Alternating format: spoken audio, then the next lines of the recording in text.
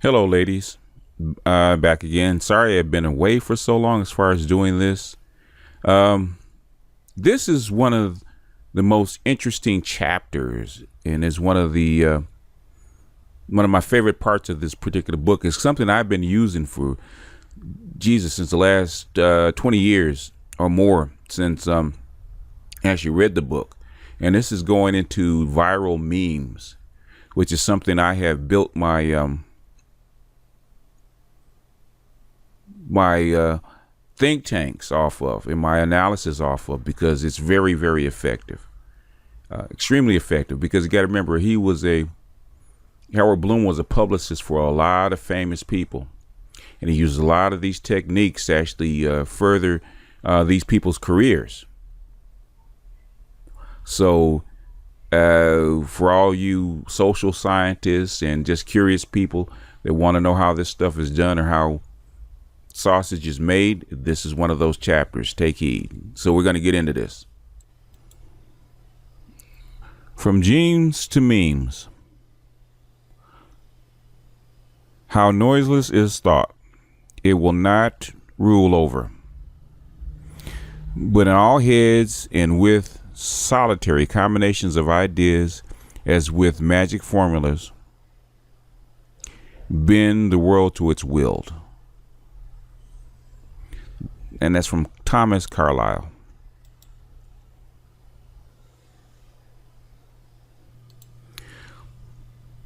Let's return for a moment to Richard Dawkins' concept of the replicator. Dawkins' proposal squares brilliantly with the reality of upwardly spiraling life. But the eminent zoologist, individual selectionist contention that self-reproducers operate on their own, as I've mentioned before, fails to fit the facts. Despite the high degree of competition between individuals in evolving systems, every form of replicator is nestled in a team. Genes that fail to work effectively with their partners on the chromosomal string are doomed. And the self-replicating wonder that we are about to meet is also forced to fit within the constellation of its fellows, where it too disappears.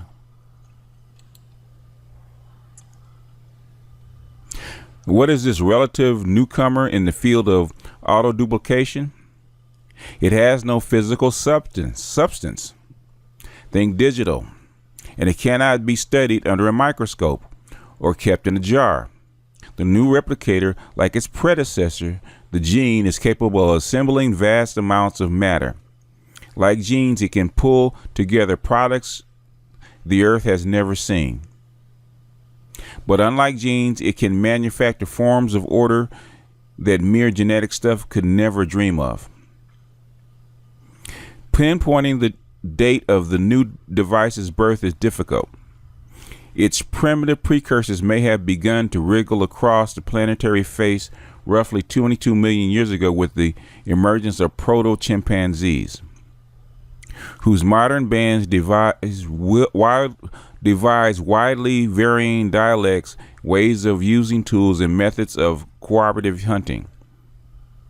Yet its first fully identifiable forms may not have gone to work swallowing substances and churning out copies of themselves until the last 3,500 years. Dawkins calls these replicators memes.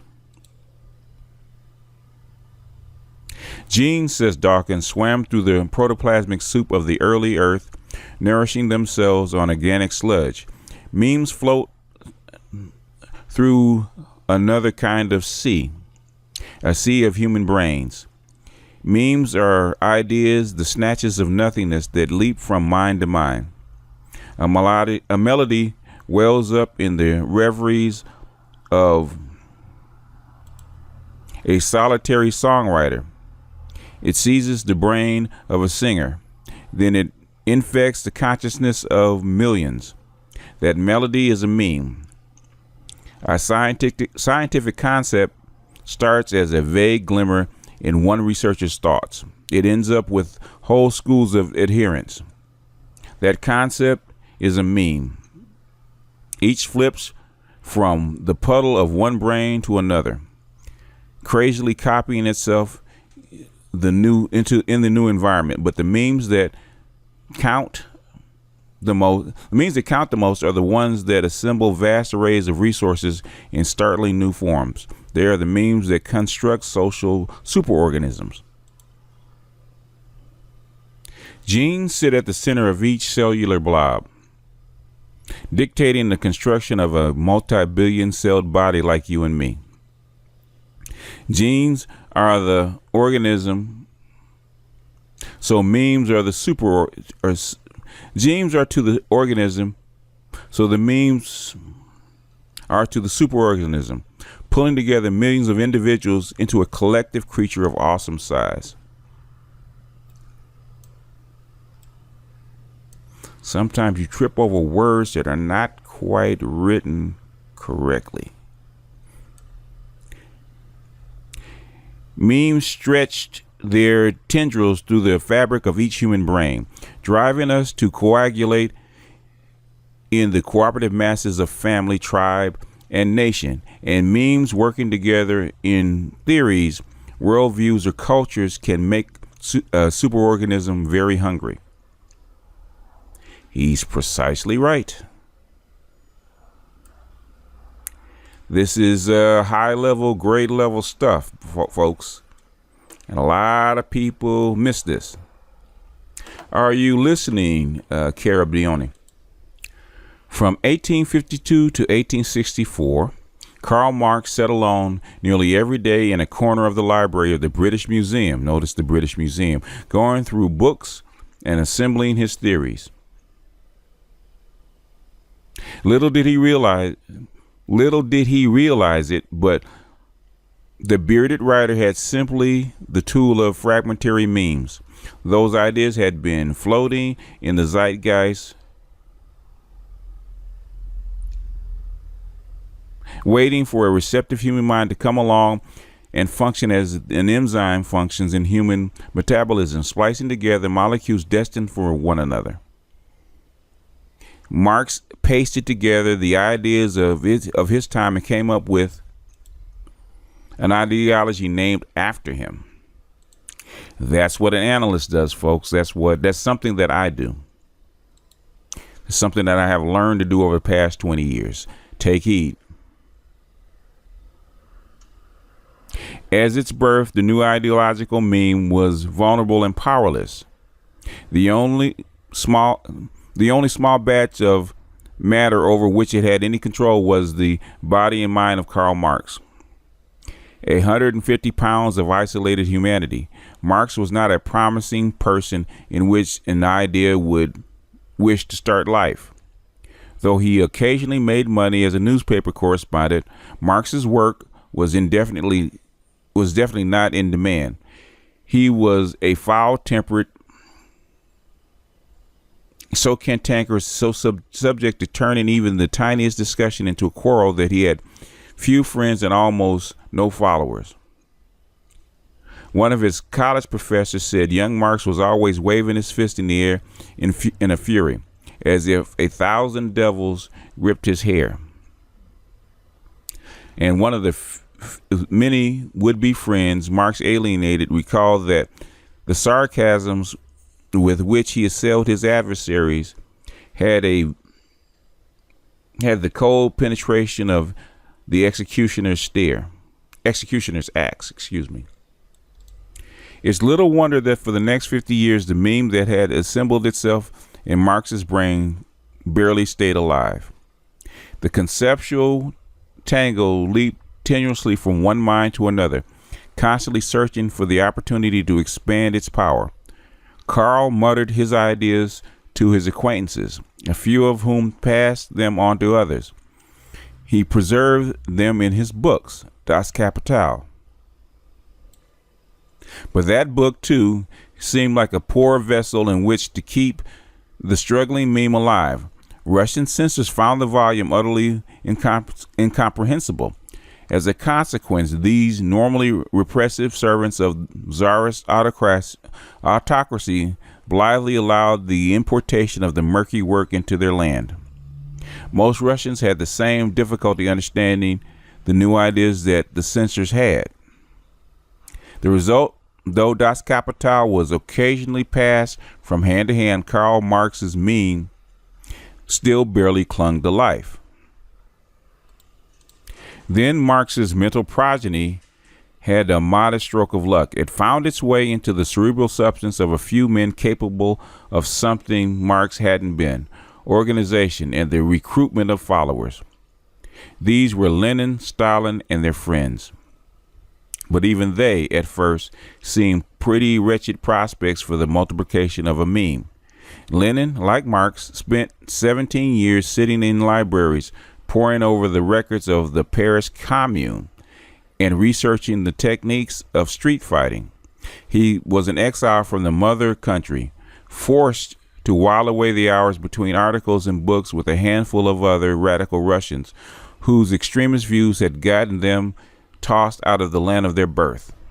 Notice they say pouring over the records of the Paris Commune, right? That's where communism come from. Actually, Marx's work, even though it didn't come out as Das Kapital, was actually used in London and is actually used as an underground tool to actually forge socialism in Great Britain. That's how come Engels brought him there. So in this case, he's using it as an example, but I'm saying is he's kind of glossing over history. Lenin frequently took time out from his research and writing to lecture at meetings and issue orders to underground cells back in the motherland. But even those efforts ironically underscored his isolation. At times, Lenin's communication with his co-conspirators back home were so tenuous that, as Harrison Salisbury put it, he was almost completely cut off from Russia. Lenin attempted to spread the idea of which he was the incubator through a series of newspapers, one of those singularly useful devices with which a meme reaches out and acquires power over new minds. But the circulation of those papers was abysmal. For example, during the First World War, Lenin put out Social Democrat. Only 5 or 6 copies of the debut issue straggled into Russia. Later, things got better. Lenin managed to have 20 copies smuggled in a pair of shoes. Then a curious accident occurred.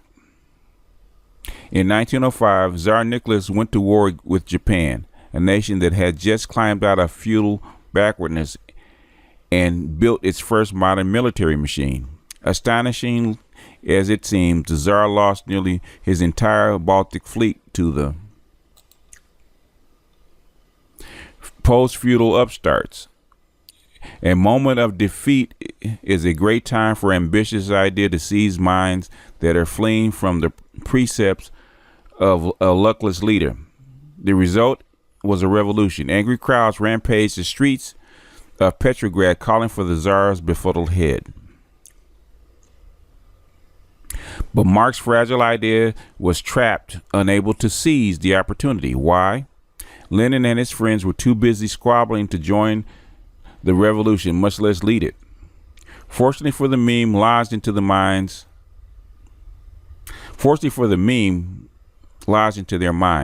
Fate would give the quarrelers a second chance. After the revolution of 1905, the Tsar regained control over the country. But in 1917, the less than brilliant Nicholas was losing once again. This time, the occasion was World War I. Millions of Russians died on the Eastern Front. Soldiers struggled through the snow without ammunition, without winter clothing and food. Back home, the railway system broke down. Grain and meat could not reach the towns. Men and women of modest means starved on the boulevards of the Russian Empire's most magnificent cities. After a new revolution had spontaneously begun to heave through the streets of Petrograd and Moscow, Lenin finally got his act together. He took a train from Zurich to the Russian capital. The minute he arrived at the Petrograd railroad station, the bearded book lover began haranguing the crowds with slogans. The meme that had first been born in the mind of Karl Marx finally fell like a scrap of wandering bacteria into a nutritive jelly and spread with explosive force. By the mid-'80s, ideas brought together by one man's brain in the corner of a lonely library, ideas locked from year to year as if their disappearance from the planet was all but inevitable, had gone from controlling one 150-pound man to mastering millions of tons of this planet's matter. These memes were alive in the minds and the social mechanisms of over 1.8 billion human beings. They spread their influence over lands, the minerals and the machines and the domesticated animals that those human beings controlled. The new replicator took up even less space and mass than the tangle of atoms required for a strand of DNA. That replicator, like the ones incubated by Jefferson and Madison and St. Paul, had assembled under its rule more planet Earth than was ever brought together by any gene. Any gene, that is, save one, the human gene. The new replicator, the meme, is a vast upward step on the ladder of creation. The old genetic system could take 10,000 years to effect a product improvement in a large and complex beast, but memes can rearrange sprawling networks of outrageously intricate creatures in only a few centuries or less.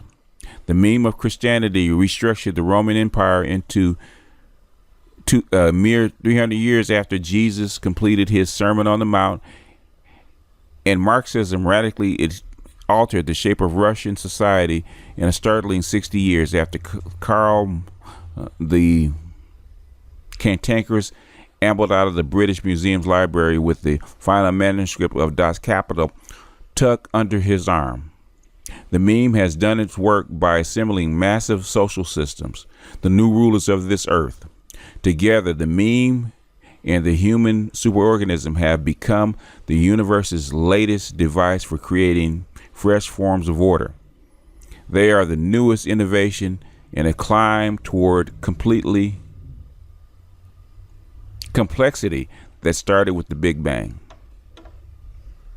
Yeah, I'm going to speak about this. Instead of going on a little further, I'm going to talk about viral memes because it's extremely important. Extremely important.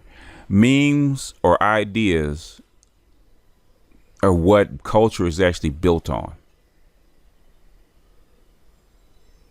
And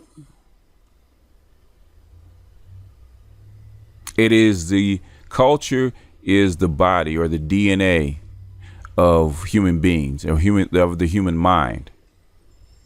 And it's with the human mind that we shape the world. And as Bloom is saying, it takes maybe 10 to 20,000 years to change a gene, to change DNA. It works extremely slowly because it replicates very slowly.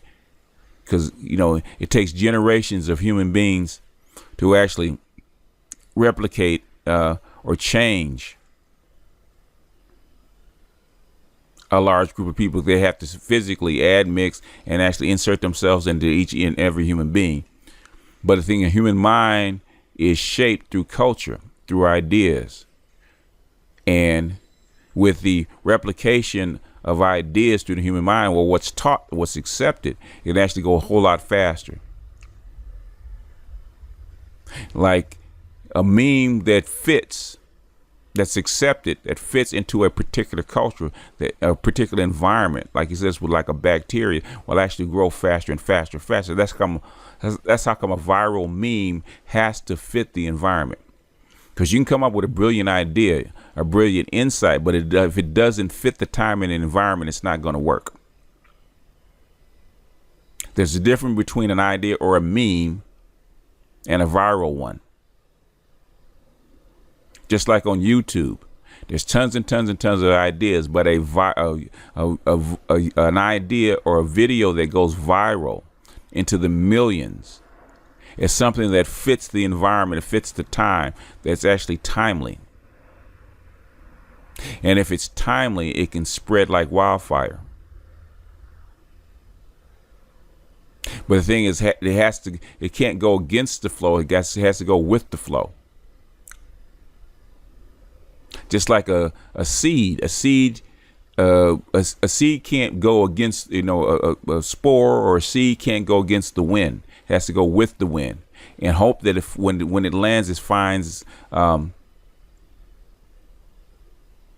fertile soil to actually replicate itself into a tree or plant or whatever it is. And after that, say if it's a grass seed or something like that, it can go from a single seed to a whole prairie if it finds fertile soil. That's the same thing with a viral meme. And that's how you shape a viral meme, like a song or a sound or a poem or even a book or even a saying. It has to fit the environment that it's going into, otherwise it will die. Just like he was saying, Marxism had to fit the time, and the time was not anti-capitalism, but the thing is, it was in fact, it was anti-capitalism in a sense, anti-industrial capitalism in a sense, and because capitalism had such a heavy weight, it needed something to counter it. And socialism or basically Marxism, which is a version of socialism was already in flux, or already a hotbed when Marx actually came up with his ideas. So his ideas just fit into a system that was already there, something he already helped build. And the Paris Commune that happened in France after basically another semi-socialist country actually defeated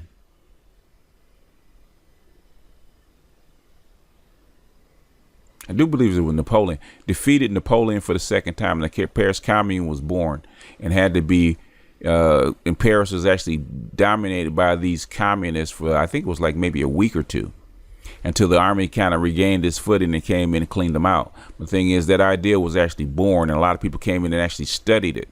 And like I said, Lenin was one of those, and he found Das Kapital that Marx wrote, and he actually carried it. So a viral meme has to fit within the framework of the time that you're working in if you wanted to go viral. If you want to be an analyst and make some kind of headway, that's what you have to do. That's what our think tank did for a good 10 years. And basically are still doing. Okay, we're taking these ideas, shaping them into memes that fit the time and the environment so that they are effective and they will spread.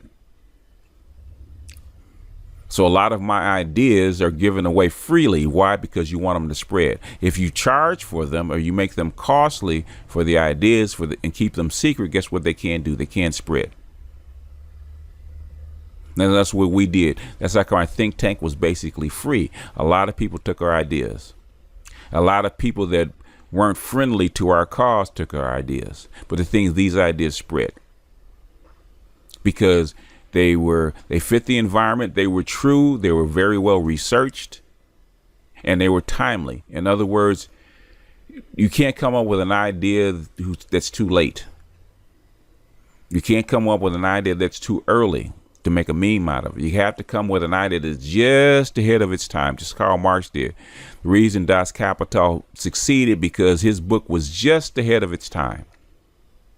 So by the time it spread to enough people, there's enough seeds out there, it found fertile soil in not only communist Russia, but also communist China after World War II.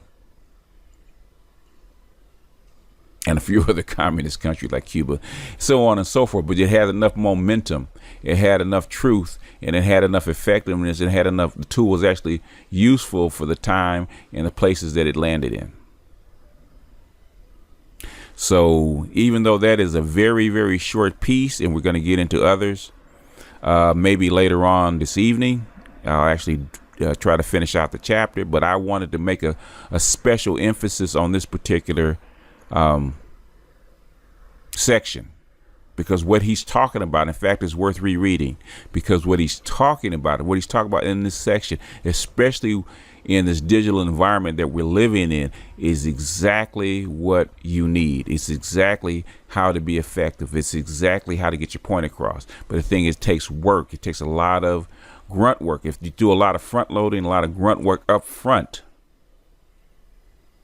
and perfect the meme and put it out there freely, it will spread. It can cause change. I'm a witness, because me and my team have done it many times. I mean, many times. Even on YouTube, there are memes that I've put out that are still circulating. You would never know that it came from me. Human beings like praise, they like good ideas, and they like to steal good ideas and accept them as their own. And that's what you really want. You want them to take your meme and accept them as their own. And, well, the people that spread your meme know it came from you and know that it's your idea. You might not get any credit for it, but the thing is, they take it as their own and they sell it as their own. So the other people that get the meme never connect it back to you.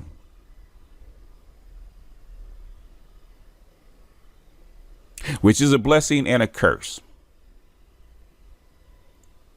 Because if you get a whole bunch of people accepting the idea as their own and selling it as their own, and people accepting it as that other person's meme, then you get a lot of voices saying the same thing, and that gives each one of those people gives credibility to the idea. It's a little insidious, but as you will see, going throughout this particular chapter, this is a very good chapter. If the price of this chapter is worth the price of the book alone, this is absolute gold. It's a lot of things that people slept on with this particular book, and this is one of them. But with that, ladies, I'm going to close out. I think this one has been long enough. If you don't pay attention to anything else out of this book, I'm going to tell you, anything else out of this book, this chapter alone is something that you should read and reread and take to heart and actually use, because it is extremely effective. But I'm going to cut out of here, ladies. I hope you get something out of this particular one. I hope enough people to view this one.